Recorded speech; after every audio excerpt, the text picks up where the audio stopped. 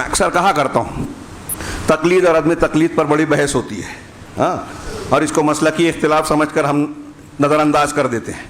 جو لوگ تقلید کے قائل ہیں وہ غور کریں، تقلید ان لوگوں کو جو کرتے ہیں ان کی کتابوں میں بھی لکھا ہے کہ جہالت کا نام ہے، جہالت کا نام ہے۔ تقلید کس کو کہتے ہیں؟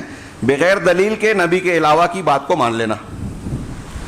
ایک نبی کے علاوہ پیر صاحب ہوں، مفتی صاحب ہوں، امام صاحب ہوں، بزرگ ہوں، ان کی بات کو مان لینا بغیر قرآن حدیث کی دلیل کیا ہے اس کو دیکھنا نہیں۔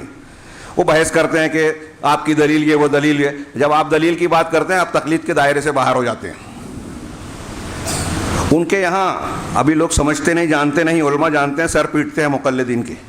جب کوئی مقلد یہ سوال کرتا ہے کہ قرآن و حدیث کی دلیل کی روشنی میں جواب دیجئے، فتویٰ پوچھتا ہے، تو کہتے ہیں کہ ان کو سوال کرنے کا بھی ڈھنگ نہیں ہے۔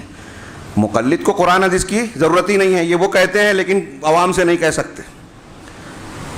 تو تقلید جہالت کا نام ہے۔ آپ سے میں موٹا سا سوال کر رہا ہوں، جتنے لوگ بیٹھے ہیں جو نہیں ہیں وہ بھی، کہ کیا قرآن حدیث جہالت کی ترغیب دیتا ہے کہ جاہل بنو؟ جہالت کی حوصلہ افزائی کرتا ہے یا علم کی حوصلہ افزائی کرتا ہے؟ علم حاصل کرو، واضح ہے دلائل سے، عقل بھی، شعور بھی، فطرت بھی کہتی ہے، اور قرآن و حدیث کے دلیل ہے۔ ہمارا پہلا قرآن کا خطاب جو نازل ہوا نبی پاک صلی اللہ علیہ وسلم پر، وہ اقرا ہے، پڑھو۔ طلب العلم فریضۃ علی کل مسلم، ہمارے بچے تقریر میں کہتے ہیں، لیکن ہمارے بڑے کہتے ہیں کہ نہیں، علم حاصل نہیں کرنا ہے، تقلید واجب ہے، جہالت واجب ہے۔ ہاں، مولانا ابوالکلام آزاد ایک سیاسی تقریر میں بولتے ہیں، مجھے بڑا پیارا لگا وہ جملہ، کہ میں دین کی طرح دنیا کے معاملات میں بھی تقلید کا قائل نہیں ہوں۔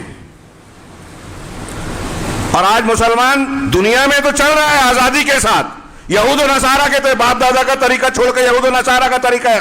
وہاں یہ نہیں کہتا کہ میرے ابا اماں تو یہ کھلاتے پلاتے یہ پہناتے ہیں، وہاں کہتا ہے کہ ابا کا دور دوسرا تھا، میرے دور کا فیشن الگ ہے۔ ہیئر اسٹائل یورپ اور مغرب کے طور پہ، ماں باپ کے طریقے پہ نہیں کہ بال ایسے کٹاؤ، کپڑے ایسے پہنو، وہ نہیں مانے گا، وہاں انحراف کرے گا۔ اور دین کے معاملے میں جہاں تقلید نہیں کرنی چاہیے وہاں کہتا ہے کہ باپ دادا ایسے ہی کرتے تھے اس لیے میں بھی کروں گا۔ قبر پرستی، تعزیہ پرستی، شخصیت پرستی، تقلید اور نہ جانے کیا کیا گمراہیاں ہیں۔